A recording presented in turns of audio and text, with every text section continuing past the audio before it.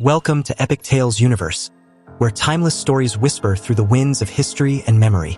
If you enjoy journeys into the depths of ancient beliefs and powerful truths, be sure to subscribe, like, and share this story. Your support helps keep these voices alive. There was once a land where the sun gilded the riverbanks in gold, where gods walked alongside kings, and time was etched in stone.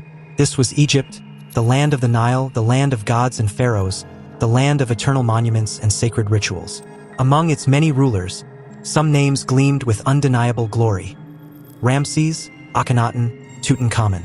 But there was one ruler whose name was meant to be forgotten. A name that was chiseled out from temple walls.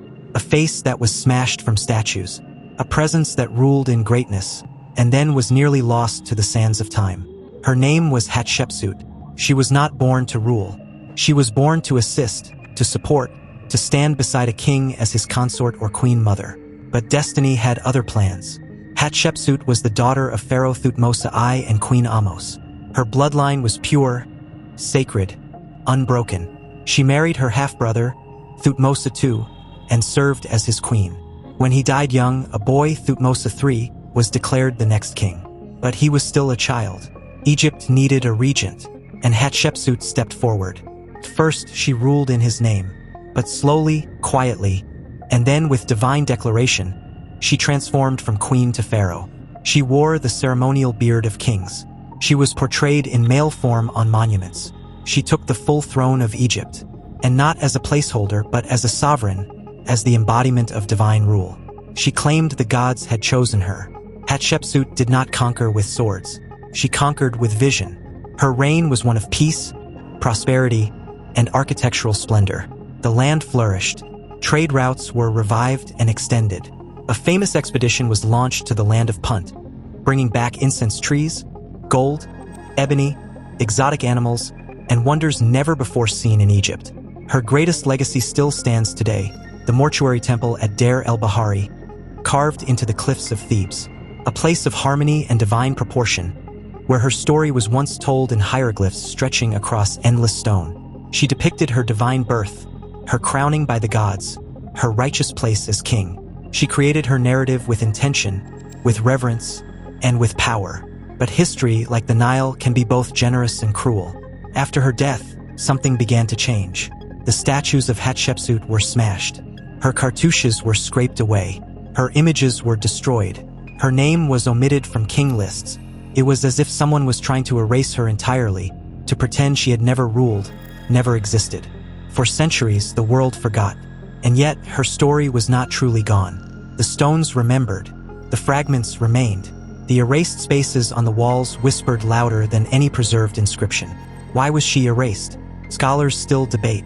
Some believe Thutmose III, the boy she once protected, wanted to reassert his legacy after her long reign. Others suggest that later rulers or priests felt uncomfortable with a woman holding divine kingship, an affront to the expected order.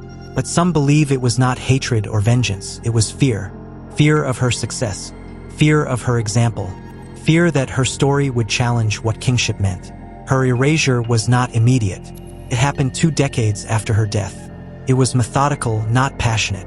It was not about punishing her, it was about resetting a narrative, rewriting the story of kings, removing the anomaly, restoring the illusion that Egypt had never been ruled by a woman. And yet, she left too much behind to vanish.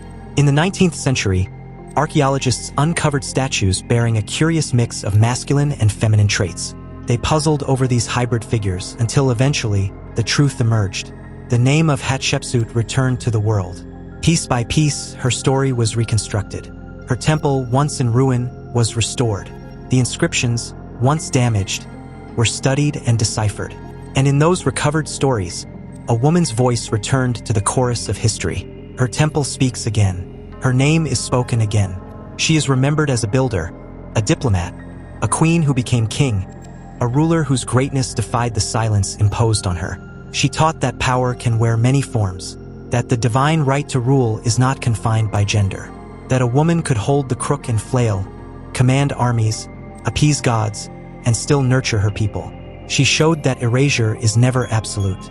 And today, in books, in classrooms, in videos, and in temples reborn by memory, she lives again. This is not just the story of a pharaoh. It is the story of how history is made and unmade, of how truth can be hidden but not destroyed. It is the story of how one woman, born thousands of years ago, still stands. Her statues may have been broken, her name may have been carved out, but her story is stronger than stone. Thank you for being part of this journey with us in Epic Tales universe. If you felt her strength, if her story moved you, please like this video, share it with those who love history, and subscribe for more timeless voices from the past. Until next time, let the sands whisper their secrets, and let every forgotten story find its way home.